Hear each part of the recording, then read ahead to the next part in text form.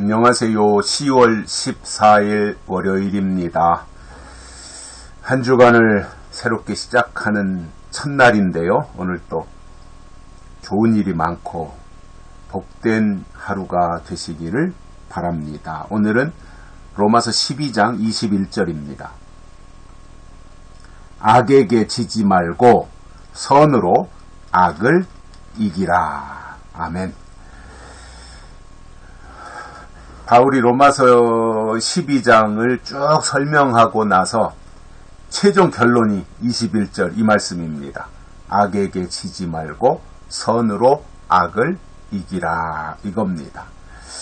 바로 앞에서는 원수에 대한 말씀도 했고요. 그 원수를 상대할 때 어떻게 해야 될 것인가 하는 부분들이죠.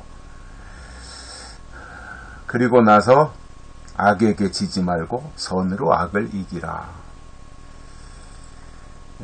우리가 악하고는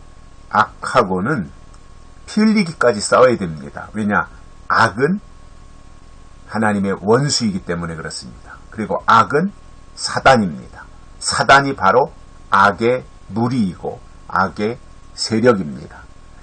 그렇기 때문에 약속의 사람들은 악에게 지지 말아야 돼요. 우리가 교회 안에서 하나님의 사람들끼리는 서로 양보하고 존중하고 격려하고 이런 방향으로 가야 되지만 악에게는 지면 안 됩니다.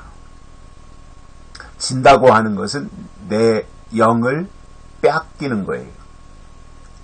그렇기 때문에 악에게는 양보하거나 지면 안 되는 거지요. 악하고는 싸워서 이겨야지요. 끝까지. 근데 그 악을 이기는 방법이 뭐예요? 머리끄댕이 잡고 태권도 해가지고 이긴다는 것이 아니라 선으로 악을 이긴다 이렇게 말씀했습니다. 그러니까 우리에게 절대 선이 있어야 돼요. 악하고는 싸워서 지지 말아야 되는데 그 방법은 우리 속에 하나님이 주신 선이 있어야 된다는 겁니다. 그래서 선으로 악을 이기는 거예요. 무슨 인간의 수단 방법으로 이기는 것이 아니라 권모술수를 부려서 이기는 것이 아니라 선으로 이긴다는 겁니다. 여기서 선은 하나님입니다. 하나님은 말씀이십니다. 그 하나님이 주신 말씀으로 악을 이기는 거예요. 예수님도 기록된 말씀으로 마귀의 공격을 이기셨잖아요. 사람이 떡으로만 살 것이 아니요 하나님의 입으로 나오는 모든 말씀으로 살 것이니라. 신명기에 기록된 말씀을 통해서 마귀를 이기셨습니다. 그래서 말씀이 선이에요. 하나님이 선이고요. 우리 속에 그 선한 것이 있어야 악을 뿌리치고 이길 수 있는 겁니다. 근데 그 선은 우리 인간의 속에, 마음속에서 우러나오는 것은 선이 아니에요. 그거는 많이 부족한 거죠. 함량 미달인 거지요. 사람과 사람끼리 비교해서 저 사람보다 이 사람은 조금 더 착해, 조금 더 선해 이 정도지 사람 속에는 근본적으로 절대 선이 없어요. 그렇기 때문에 이 선은 하나님께로부터 와야 됩니다. 은혜가 하나님께로부터 우리에게 오듯이 지혜가 하나님께로부터 우리에게 오듯이 선도 하나님께로부터 와야 됩니다. 어떻게 오는 거예요? 말씀을 통해서 오는 거예요. 그래서 그 하나님이 주신 말씀이 우리 안에 있으면 그것으로 악을 이기는 겁니다. 여기서 이제 악에게 지지 말라 그랬는데 여기서 악은 에덴 동산에서 있었던 선악과 앞에 등장했던 뱀의 공격, 그것이 이제 악의 시초지요. 그 악의 뿌리, 악의 근원을 보면 계속해서 꼬리에 꼬리를 물고 이제 이어져 내려옵니다. 그래서 성경에 보면 하나님의 계통과 사탄의 계통이 함께 등장합니다. 그래서 순간순간 싸우기도 하고요. 하나님의 계통과 사탄의 계통이. 그것이 이제 마지막 요한계시록에 가서도 보면 해를 입은 여자와 공중권세 잡은 이 사탄의 싸움이 나옵니다. 용으로 등장을 하는데, 근데 그 싸움에서 하나님의 군대가 이겨요. 그렇기 때문에 하나님의 사람들은 악을 분별할 수 있어야 됩니다. 시대마다 하나님의 뜻이 새롭게 나타났듯이 시대마다 그 악의 모양도 새롭게 나타났어요. 그렇기 때문에 그때마다 나타나는 악이 어떠한 탈을 쓰고 나오는가, 이것을 우리가 성경을 통해서 알아야 지지 않고 이길 수 있지 않겠습니까? 마지막 때 악은 적그리스도예요.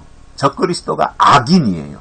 악인 중에 최고의 악인, 극악무도한, 북한으로 말한다면 김정은이와 같은, 그것이 이제 악의 실체이고, 우리나라 민주당으로 말한다면 이재명과 같은 간교하고 교활하고 사악한 거짓말을 꽤나 잘하는 이러한 모습이 아닐까 저는 생각을 해요.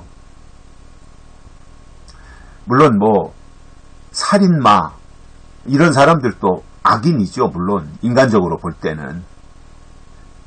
그리고 이유 없이 측근에 있는 사람들에게 피해를 주는 거, 이런 사람들도 악인에 속하는 사람이라고 보여져요.